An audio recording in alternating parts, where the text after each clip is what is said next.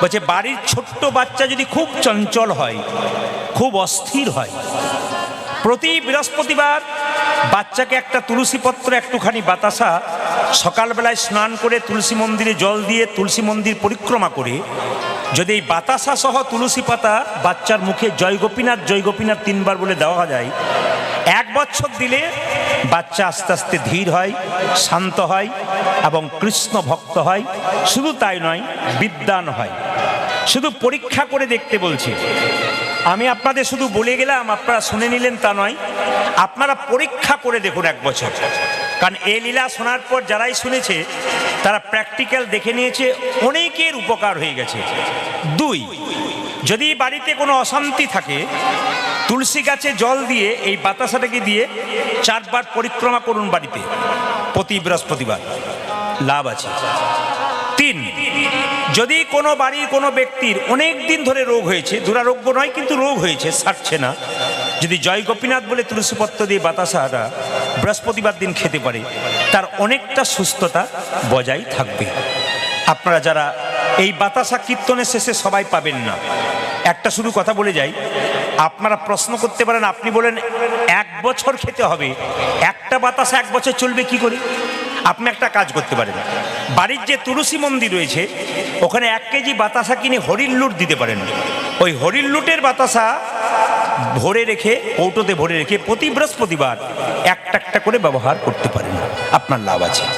এবার শুনে নিন, শ্রীখণ্ড গ্রাম বর্ধমান জেলার 2 ভাই, বড় ভাইয়ের নাম মুকুন্দ সরকার, ছোট ভাইয়ের নাম নরহরি সরকার। মুকুন্দ সরকার পেশাতে ছিল কবিরাজ, চিকিৎসা করত, আর ছোট ভাই তার সঙ্গে কম্পাউন্ডারি করত।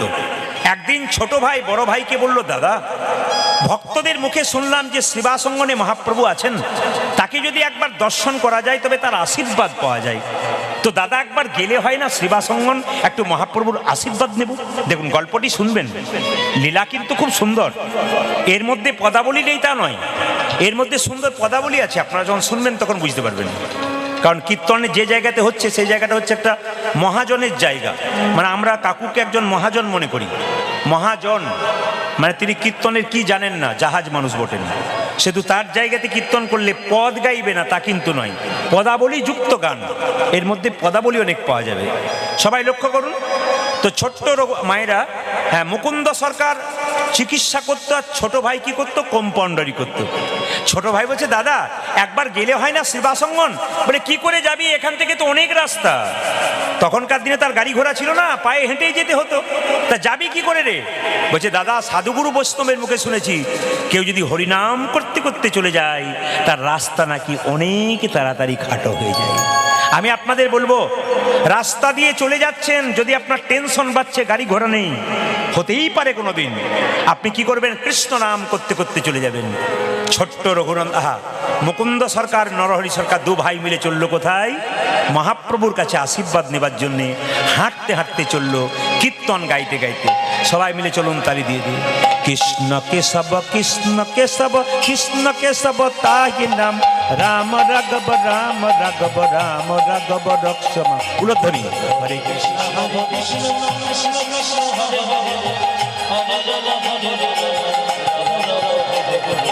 হরে কৃষ্ণ হরে কৃষ্ণ কৃষ্ণ কৃষ্ণ হরে হরে, হরে রাম রাম রাম হরে হরে, হরে কৃষ্ণ হরে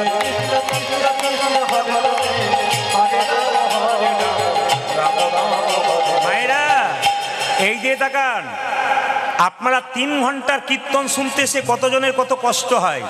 যদি বৃন্দাবনে যান, আমি কদিন আগে গিয়েছিলাম বৃন্দাবন, মাস 2 আগে, আমার ছেলেদেরকে নিয়ে, সবাইকে নিয়ে, আমার পরিবার সহ আমার দলের ছেলেদেরকে নিয়ে গিয়েছিলাম।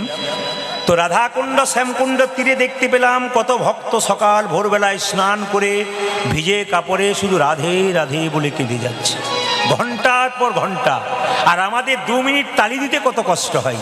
একটু বিচার করবেন, তারা পাবে না তো কি আমরা পাবো? আমরা সবাই মিলে গাইব একসঙ্গে, হাত তালি দিয়ে, কৃষ্ণ কেশব কৃষ্ণ কেশব কৃষ্ণ কেশব তাই নাম, রাম রাঘব রাম রাঘব রাম রাঘব রক্ষমাম, হরে কৃষ্ণ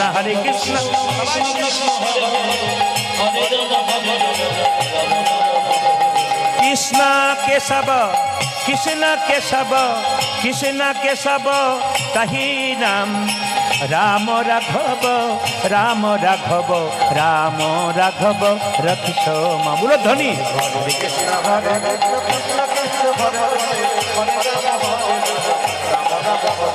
কৃষ্ণ কেশব কৃষ্ণ কেশব কৃষ্ণ কেশব তাই নাম রাম রাঘব রাম রাঘব রাম রাঘব রক্ষ মাম।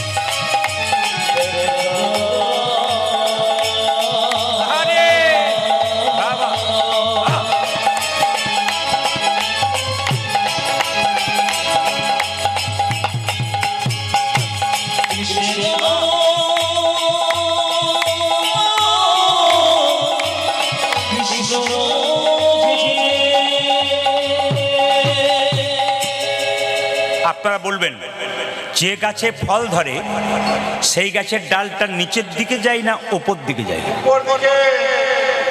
দেখাতে হবে কিন্তু নিচের দিকে না উপর দিকে। আপনারা সবাই নিচের দিকে বলছেন, দু চারজন যারা অনমনা ছিল। যে গাছে ফল ধরে তার ডালটা কোন দিকে থাকে? নিচের দিকে। যারা কৃষ্ণ ভক্ত হয় তাদের ভাবটি কেমন হয়? হরে কৃষ্ণ হরে কৃষ্ণ। যদি হও নিচু তবে পাবে কিছু। মানে আস্তে আস্তে একটা লোক যদি বারবার একই রকম চিৎকার করে যায়, এখানে এতজন কীর্তন শুনছে, একটু কষ্ট করে নিন না, একটু কষ্ট করে বসুন। কতজন অসুবিধা হচ্ছে বলুন তো আপনার জন্যে। হরে কৃষ্ণ, সবাই লক্ষ্য করুন। তাহলে মায়েরা, যে গাছে ফল ধরে সেই গাছের ডালটা জোরে বলুন নিচের দিকে যায়। যদি হও নিচু তবে পাবে কিছু। মায়েরা, একটা সোনার কলসি যতই দামি হোক একজনের কাছে মাথা নিচু করতে হয়। কার কাছে জোরে বলুন? একটি গ্লাসের কাছে। আপনি কয়েকশো কোটি টাকার মালিক হতে পারেন, যদি বৈষ্ণবের চরণে মাথা নিচু না করতে পারেন, নিতাই গৌর হরি বল বলে আপনার জীবনে কোনো লাভ হবে না। সবাই তাকান এইদিকে এইদিকে এইদিকে। মুকুন্দা নরহরি চুপচাপ এরকম করে দাঁড়িয়ে আছে। কেউ জানুক আর না জানুক, ভগবান কিন্তু জানতে পারছে। অন্তর্যামী গৌর হরি শ্রীবাসকে ডেকে বলছে, শ্রীবাস, দু ভাই এসেছে আমার কৃপা পাবার জন্যে, চলো ওদেরকে একবার দর্শন দিয়ে আসি। ভক্ত যদি কাই মনে কোনো বাঞ্ছা করে, ভগবানের সাধ্য নাই সেই বাঞ্ছা নাই পড়ে। ভক্ত যখন এসে, দেখুন কিছু মনে করবেন না, এক মনে একভাবে কেউ যদি গোবিন্দকে ডাকতে পারে আর এক মনে একভাবে কেউ যদি কীর্তন শুনতে পারে, কৃপা হবে না? কি বলেছে? একটা বাড়িতে একজন ঘুমাচ্ছে, বারবার ধাক্কা দিলে সে একসময় জেগে উঠবে। ভগবানের মন্দিরে গিয়ে হৃদয় মন্দিরে বারবার কৃষ্ণ কৃষ্ণ বলবেন, কৃষ্ণ একবার জাগ্রত হবেই, আপনার কৃপা হবে। শুধু এক মন চাই। শাস্ত্র বলেছে, মান মানা মাত ভক্ত। তুমি কিচ্ছু দাও আর না দাও, তোমার মনটা আমাকে দাও। এখানে কীর্তন শুনতে এসছেন, কি নিয়ে এসছেন ওটা আমরা দেখবো না। ভগবান বলছে, তুমি একটা সুন্দর মন তোমাকে দেওয়া হয়েছে, এই মনটা আমাকে দাও। যদি মন দিতে পারো, বাস আর কিচ্ছু দরকার নেই। এই জন্য ভগবানের মন্দিরে এসছেন হরিকথা শুনতে, আপনার মনকে এক করুন। পাশে কোথাকে কি বলছে আপনি শুনবেন না। ব্রজগোপী যখন কৃষ্ণের কাছে ছুটে গিয়েছিল, তখন এতজন ছুটছে, কেউ কারোর দিকে তাকাচ্ছে না। কেন? লক্ষ্য একটা, কি? কৃষ্ণের চরণ। সবাই লক্ষ্য করুন। দু ভাই মিলে যখন এরকম করে দাঁড়িয়ে আছে, মহাপ্রভু বলল, শিবাস চলো ওদের একবার দর্শন দিয়ে আসে। একদিকে মুকুন্দ, একদিকে নরহরি দেখছে মহাপ্রভুকে। মহাপ্রভু শিবাসঙ্গন থেকে বেরিয়ে সুরধ্বনির তীর দিয়ে কীর্তন গান গাইতে গেছে। শিবাসঙ্গনে প্রথম মহাপ্রভুকে কীর্তনের মাধ্যমে মালা এবং তিলক দিয়েছিলেন ভক্ত রঘুনন্দন। আজকে যার কথা বলবো তিনি হচ্ছে ভক্ত রঘুনন্দন। সবাইকে বলবো, আপনারা গয়া কাশী বৃন্দাবন যেখানে যাবেন যাবেন, একটা জায়গা যাবার জন্য আপনাদের অনুরোধ করব। আমার বাড়ি বীরভূম, শান্তিনিকেতন বোলপুরের কাছাকাছি। সেই জায়গায় গেলে দেখতে পাবেন শ্রীপাঠ ময়নাডাল কীর্তনের জায়গা। একটু দূরে গেলেই দেখতে পাবেন তারাপীঠ মায়ের মন্দির। আমার সামনে গেলে আবার দেখতে পাবেন জয়দেব পদ্মাবতীর মেলা। সেরকম একটা মধ্যস্থ জায়গায় আমি বাস করি।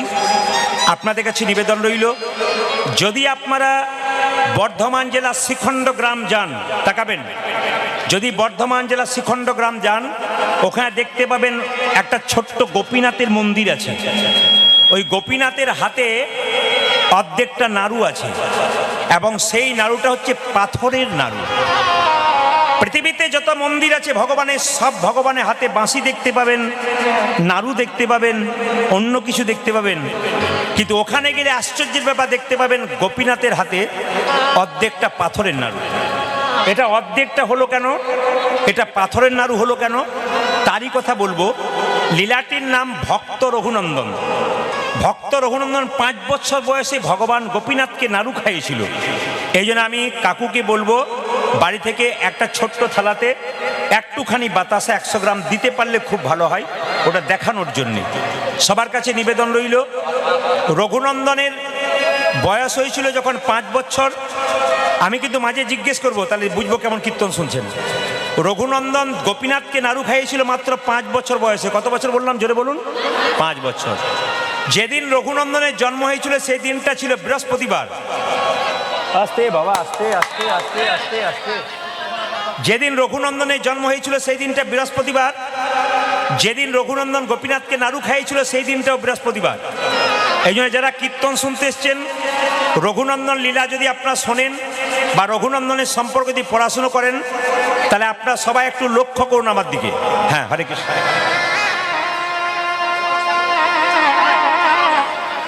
সবাই লক্ষ্য করুন। এই সামনে এত গন্ডগোল করলে না সবার কথাগুলো কানে যায়। কতজন ভক্তরা চুপচাপ বসে আছেন, আপনি চিৎকার করছেন। হরে কৃষ্ণ। যাদের জায়গা নিয়ে অসুবিধা হচ্ছে তারা কাল সকালবেলা এসে একটু বিছানা করে শুয়ে নেবেন, অসুবিধা নেই। হরে কৃষ্ণ। অসুবিধা হবে আস্তে। এই যে বাতাসা আপনারা দেখতে পাচ্ছেন মায়েরা, এখানে বাতাসা যেহেতু অত দেওয়া নাই, আমি একটু বলে যাই আপনাদের পরিষ্কার পরিচ্ছন্ন কথা, আমি গ্যারান্টি দিয়ে বলে গেলাম।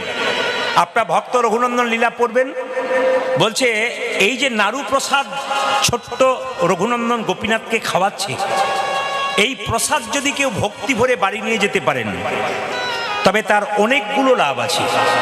প্রথম লাভ কি? যারা যারা এমনি বৃন্দাবনে গেছেন তাদেরকে বলি, কিছুদিন আগে আপনার প্রয়াগে স্নান করতে, প্রয়াগ জান না, অনেকে গেছেন না, কুম্ভ মেলা। আস্তে আস্তে আপনারা যারা প্রয়াগে স্নান করতে গেছেন, একটা ছোট্ট কথা বলি। নন্দ মহারাজ একবার সিদ্ধান্ত নিয়েছিল যে আমি প্রয়াগে স্নান করতে যাব। মন দিয়ে শুনবেন। নন্দ মহারাজ সিদ্ধান্ত নিলেন আমি প্রয়াগে স্নান করতে যাব। যশোমতী বলছে, দেখো তোমার গোপাল খুব দুষ্ট, তো একে ছেড়ে তুমি প্রয়াগে যাবে, আমি সামলাতে পারবো? বলছে না না, তুমি 2-4 দিন সামলে নিও, আমি যাবো আর আসবো। তো নন্দ মহারাজ, রিভাব খুব হচ্ছে, এই মাইকম্যান ভাই রিভাব খুব হচ্ছে, তুমি বুঝতে পারছো না? হরে কৃষ্ণ। সবাই লক্ষ্য করুন। তো নন্দ মহারাজ যখন প্রয়াগে যাবে মায়েরা, যেতে যেতে বৃন্দাবন একটা গাছের নিচে বসে আছে। হঠাৎ দেখতে পেল একজন কুষ্ঠব্যাধি ব্যাধি লোক ধুলোর মধ্যে গড়াগড়ি দিচ্ছে, আর ধুলোগুলো সব পুঁজ রক্তের মধ্যে ঢুকে যাচ্ছে আর কষ্ট পাচ্ছে।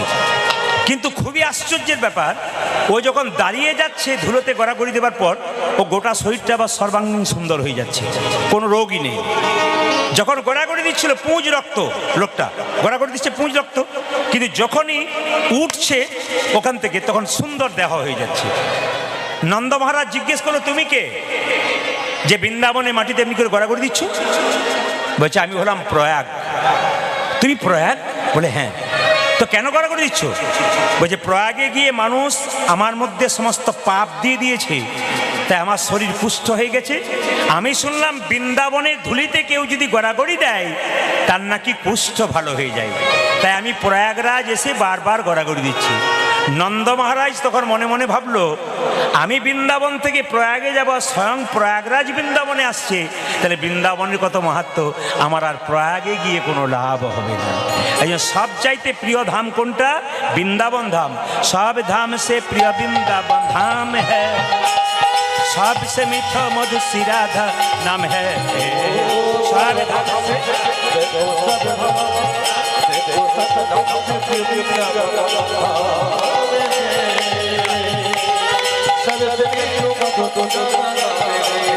तेरी पूरन होगी कामरती जा राधा राधा नाम, तेरी पूरन होगी कामरती जा राधा राधा नाम, तेरी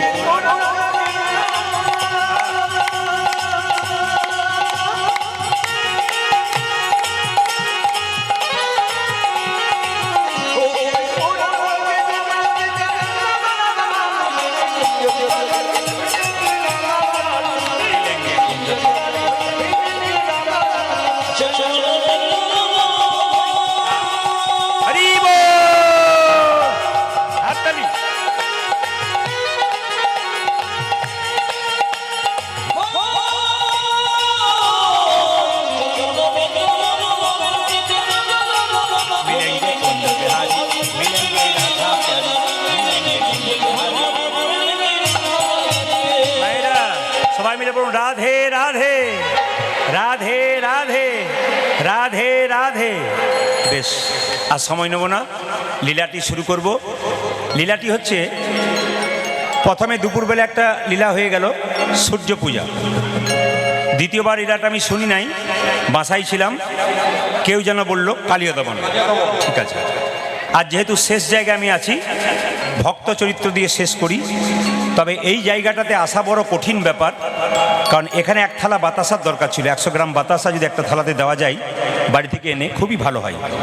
যদি সম্ভব হয় তাহলে এখানে এক থালা বাতাসা, ছোট্ট একটা রেকাবিতে একটু বাতাসা 2-10টা দিলেই হবে। কিন্তু যদি সম্ভব হয় একটু সবাইকে দিয়ে দিয়ে এভাবে পার করে দিন, ওখান থেকে দিন তো সবাই হাতে হাতে পার করে দেবে যদি সম্ভব হয়। হরে কৃষ্ণ, রুলো ধরে দিন।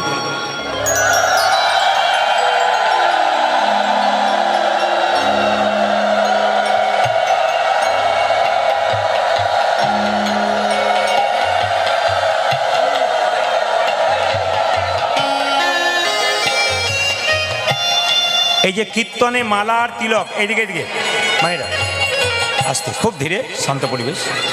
কীর্তনে এই যে মালা এবং তিলকের প্রথা, হাত তুলুন একসঙ্গে। হরি হরয়ে নম কৃষ্ণ, একসঙ্গে হরি হরয়ে নম কৃষ্ণ যাদবায় নম। হরি হরয়ে নম কৃষ্ণ,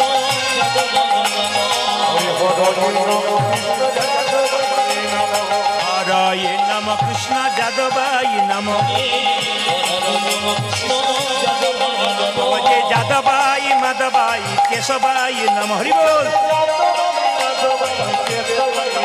ও যে যাদবাই মাধবাই কেশবাই নম। দু একজন খুব চালাক আছে, প্রদীপ পাল দেখতে পাচ্ছে না, আমার না দিলেও হবে, কিন্তু আমি দেখতে পাচ্ছি না, ভগবান দেখতে পাচ্ছে। কেন? 50 টাকার নোট রাস্তায় পড়ে থাকবে, চারিদিকে তাকালেন, কেউ কোথাও নাই, পকেটে গুঁজে নিলেন, কেউ দেখতে পেলেন, একজন ভগবান দেখতে পেলেন। হাততালি দেবেন কি না দেবেন আপনার ব্যাপার, আমি দেখতে পাবো না, কিন্তু তিনি দেখতে পাবেন। তাই সবাই হাত থাকতে হাততালি দিন, পরে কিন্তু ভালো হবে।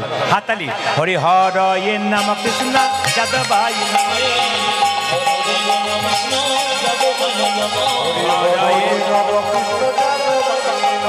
যাদবাই মাধবাই কেশবাই নম। ও যে যাদবাই মাধবাই কেশবাই নম। ও যে গোপাল গোবিন্দ রাম শ্রী মধুসূদন। গোপাল গোবিন্দ, ও যে গোপাল গোবিন্দ রাম শ্রী মধুসূদন।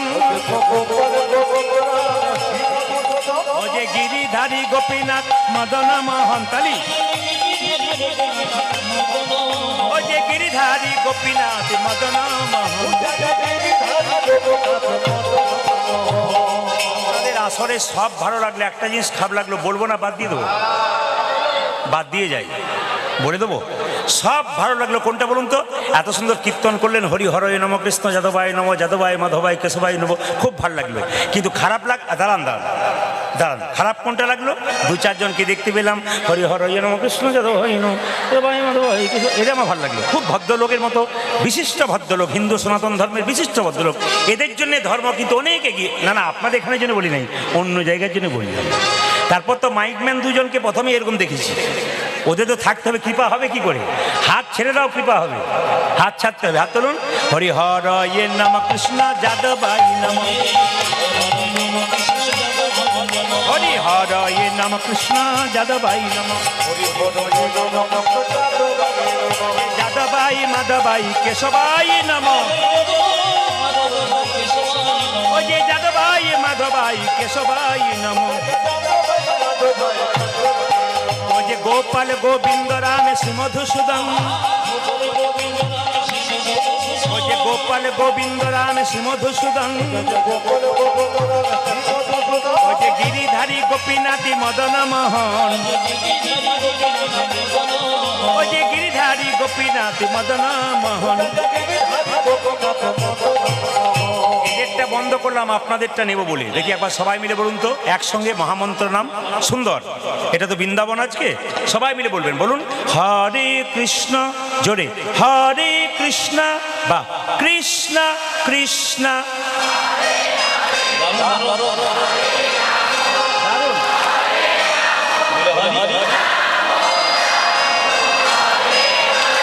জোরে হরে কৃষ্ণ, বাহ দারুণ, বাহ হরে রাম, জোরে দারুণ, একটু জোরে হরে কৃষ্ণ, বাহ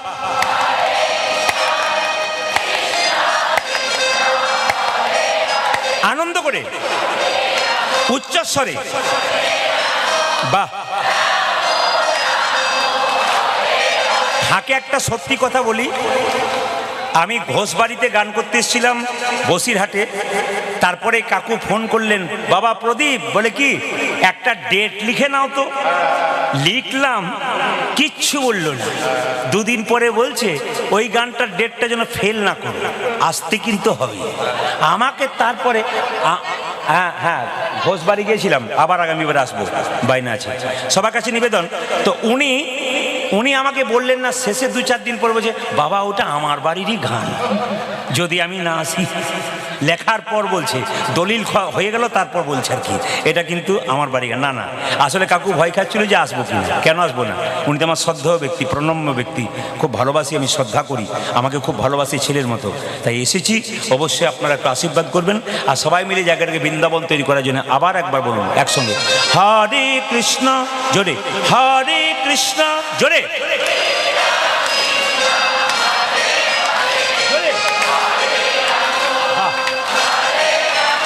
দারুণ। শেষবার হরে কৃষ্ণ, শেষবার দারুণ, বাহ বাহ সুন্দর, দান দান দান। আগে কি আপনাদের কীর্তনের দলটল ছিল নাকি? দারুণ গাইছেন কিন্তু। এরপরে এলাকাতে এলে এদের আনবো না, আপনাদের দিয়ে চালিয়ে দেবো। তাহলে তাহলে বলুন, হরে কৃষ্ণ হরে কৃষ্ণ কৃষ্ণ কৃষ্ণ হরে হরে, হরে রাম হরে রাম রাম রাম হরে হরে।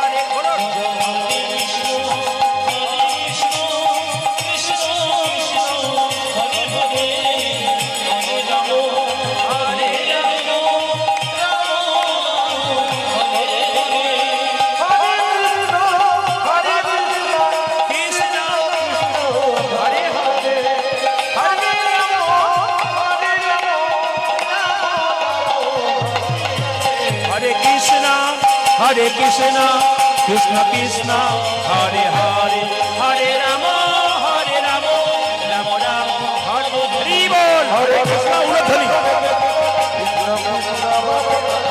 হরে রাম রাম রাম হরে। নয়নানন্দেতে ভনে, সেই তো সকলে জানে, সর্বসিদ্ধি করতলে। ছোট্ট একটি তাল আছে, সবাই করছে বলে আমি আর সময় নষ্ট করলাম না। সবাই মিলে একসঙ্গে চলুন, আমরা রাধে রাধে বলে বৃন্দাবনে যাই। একসঙ্গে বলুন, রাধে রাধে। দোনো হাত উঠাকে বলো, আরো জোরে বলো, জোর সে বলনা পড়েগা। দোনো হাত উঠাকে বলো, আরো জোরে বলো। কাল সকাল থেকে একজন একজনকে দেখবেন, কি বলবেন জোরে বলুন। কাল সকাল থেকে হ্যালো বাদ দিয়ে কি বলবেন? কালকে বাচ্চা ঘুম থেকে উঠছে না, কি বলবেন? একজনের সঙ্গে একজনের দেখা হবে, কি বলবেন? স্বামী স্ত্রীতে ঝগড়া হলে কি বলবেন? খুশি, আমি খুব খুশি। সবাই মিলে চলুন, আমরা বৃন্দাবনে যাই।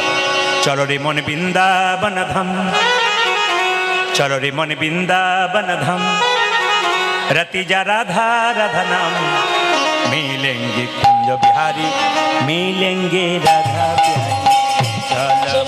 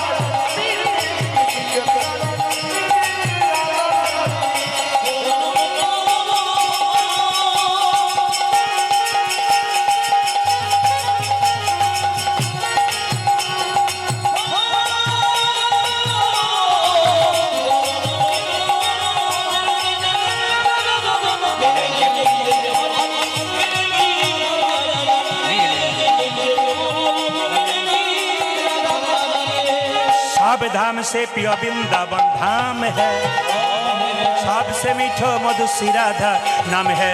ओ ओ सब धाम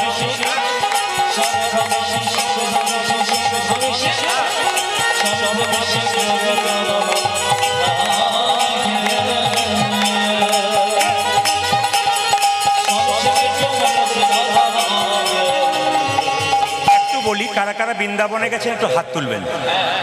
না না, যারা যান নাই তারাও তুলবেন, এটা তো বৃন্দাবন। সোর ধ্বনি তীরে তের মহাবিলসই সমবয় বালক সঙ্গে,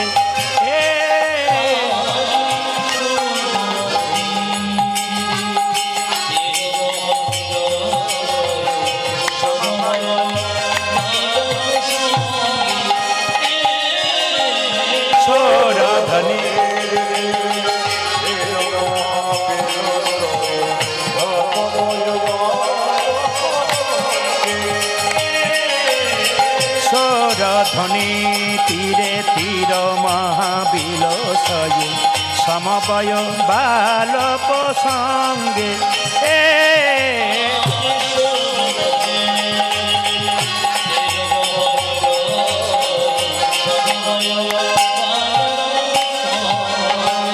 করে করতালি ধ্বনিত হরি ধ্বনি,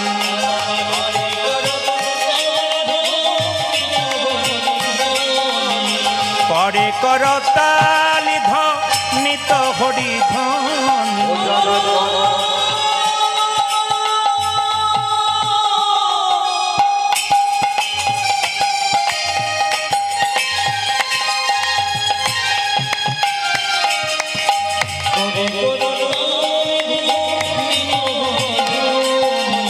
করে করতালি ধ্বনিত হরি ধ্বনি।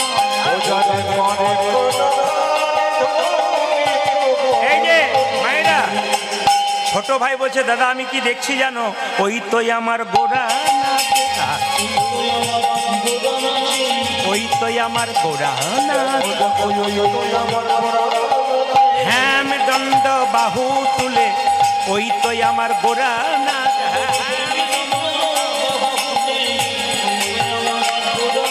হ্যাম দণ্ড বাহু তুলে ওই তো আমার গোরা নাচ।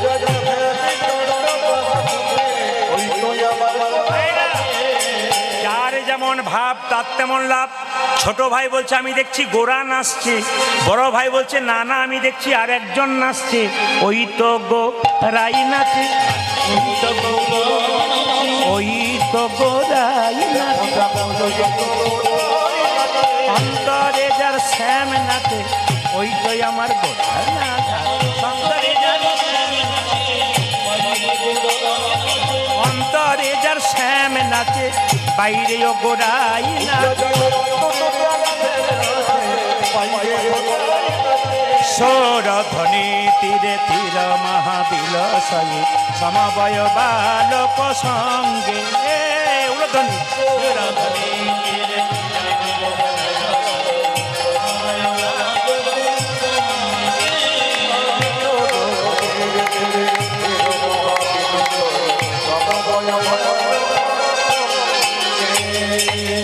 এইবার পরীক্ষা।